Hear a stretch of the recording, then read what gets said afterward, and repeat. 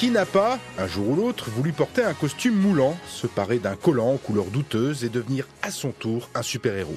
Ce fantasme de gosse, ce rêve de sauver la veuve et l'orphelin en rossant les méchants à tour de bras, la bande dessinée Kick-Ass l'exauce depuis 5 ans. Et c'est l'une des raisons du succès foudroyant de cette série créée par l'incontournable scénariste Mark Millar et le dessinateur John Romita Jr. Un phénomène qui poussa la série directement au cinéma. Jean-Mathieu Pernin, chroniqueur à France Info. En fait, ça réalise le fantasme de beaucoup de fans de comics, de super-héros, c'est-à-dire de mettre un pyjama et de dire demain je vais aller faire régner l'ordre dans ma rue. Je pense que c'est simplement ça la base et c'est tout le monde l'a rêvé.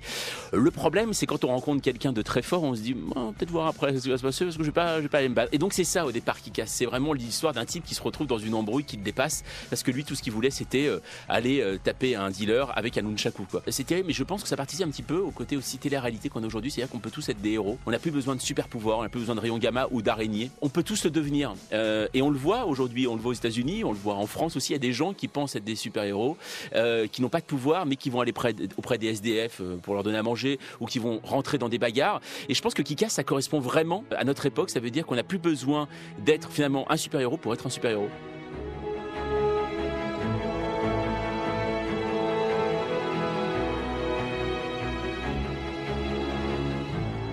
D'ailleurs, l'expression argotique « tout Kick-Ass » peut être traduite, selon le contexte, par casser la figure, ou mieux encore, accomplir quelque chose d'extraordinaire. L'histoire de Kick-Ass, c'est donc celle d'un ado geek comme les autres, Dave Lizewski, qui se gave de comics à longueur de journée, une passion qui le pousse à devenir un véritable super-héros, en achetant sur Internet une combinaison de plongée destinée à lui servir de costume, ainsi que 2 matraques. Malgré un cuisant échec qui le pousse aux portes de l'hôpital, il combat à nouveau le crime et finit par sauver un homme. Filmé durant la prouesse, sa popularité explose une fois ses exploits diffusés sur YouTube.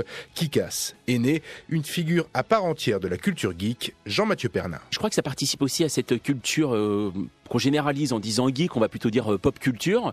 C'est-à-dire que je pense que longtemps, ça a été des gens qui vraiment n'avaient le soir que d'occupation d'être soit devant leur écran d'ordinateur ou devant des bandes dessinées et qui ont toujours rêvé d'être ces héros. Et bien aujourd'hui, Kick-Ass, ça permet ça en fait. C'est-à-dire c'est le rêve du geek absolu, quoi. C'est-à-dire je vais fréquenter mes idoles. Le seul problème dans Kick-Ass, c'est qu'il n'a pas de pouvoir. Donc ça va très mal se passer pour lui. Mais je pense que c'est ça aujourd'hui, ce qu'on recherche, c'est le quotidien. Et c'est ça aussi qui est génial avec les super-héros américains, c'est que finalement ça se déroule dans notre quotidien. Kick-Ass, qui n'est pas une saga de super-héros, mais sur les super-héros, une mythologie trash et drôle à la fois, entre jurons, dérision, violence et clins d'œil appuyés aux fans, la bonne recette pour passer de l'ordinaire au super.